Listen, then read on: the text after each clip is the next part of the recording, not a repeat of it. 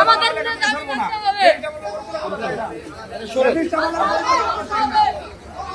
কি দাবি আপনাদের, কি দাবি? মন্ত্রীর গাড়ি আটকিয়েছেন কি দাবিতে? থেকে পরিচালক এখানে আছে এবং হাসপাতালের কোন ধরনের আপনারা এক ধরনের স্মারকলিপি দিয়েছে, আমরা পেয়েছি এবং এটা অ্যাকশন পাবেন যে এবং হসপিটালের কোন রকম কোনো কাজকর্ম হচ্ছে না। এখানে রোগী আছে হাজার হাজার, ডাক্তার থাকে না, টাইম মতো ডাক্তার পায় না। তারপর হচ্ছে এখানে শিশুরা এসে ঠিক মতো ট্রিটমেন্ট পায় না, প্রতিটা সেক্টর দুর্নীতি। ভালো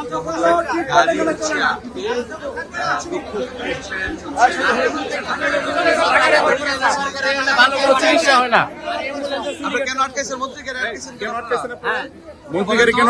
এখানে ফেসিস্টামল থেকে পরিচালক ডক্টর আমিনুল, তিনি ফেসিস্টামল থেকে এখানে আছেন এবং বিগত ফেসিস্টামল থেকে এখন পর্যন্ত হসপিটালের কোন ধরনের কোনো অবকাঠামোগত উন্নয়ন হয় নাই। এবং যখন কোনো রোগী এখানে আসার পরে সাথে সাথে তাকে ঢাকা রেফার করে দেওয়া হয়।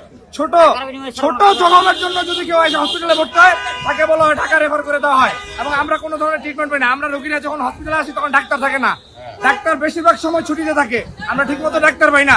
শিশুরা হসপিটালে আসে, ট্রিটমেন্ট পায় না, রোগীদের বেড সংকট আছে, আমরা ঠিক মতো কোনো কিছু পাই না।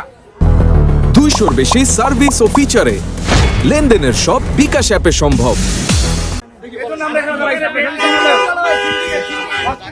সিন্ডিকেট তুলে ফেসিস্টামল থেকে ডক্টর আমিনুল এখানে আছে এবং হসপিটালে কোনো ধরনের কোনো অবকাঠামো হচ্ছে না। রোগীরা এখানে ছোট ধরনের নিয়ে আসলেও জখম নিয়ে আসলেও তাকে ঢাকা রেফার করা হয়, কিছু হলেই রোগী ঢাকা রেফার করা হয়। এখানে কোনো ধরনের ট্রিটমেন্ট পাই না। আমরা গাজীপুর মহানগরের এবং জেলার যে মানুষগুলি আছে, আমরা এই হসপিটাল থেকে ওই রকম ট্রিটমেন্ট আমরা পাচ্ছি না, সবাইকে ঢাকা রেফার করে দেওয়া হয়। আমরা যদি বলেন এই মহিলার বলেন।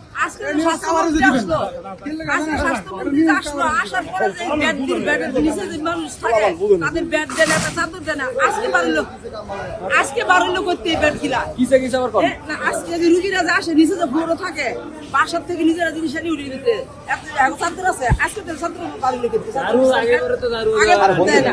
আজকে বেড বাড়ি করতে কইছিল।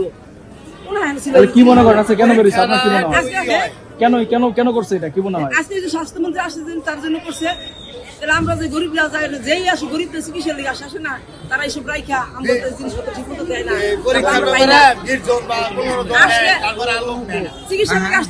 পরীক্ষার ব্যাপারে এই যে পরীক্ষা পরীক্ষা দেয় না, 20 জন নেয় 30 জন নেয় নিয়ে বন্ধ করে দেওয়ার পরে এই যে আমরা যে হয়রানি হই, আমরা যে হয়রানি হই, এর আগে আমি পরীক্ষা লেগাইছিলাম 3 দিন 4 দিন ঘুরে পরীক্ষা করলাম।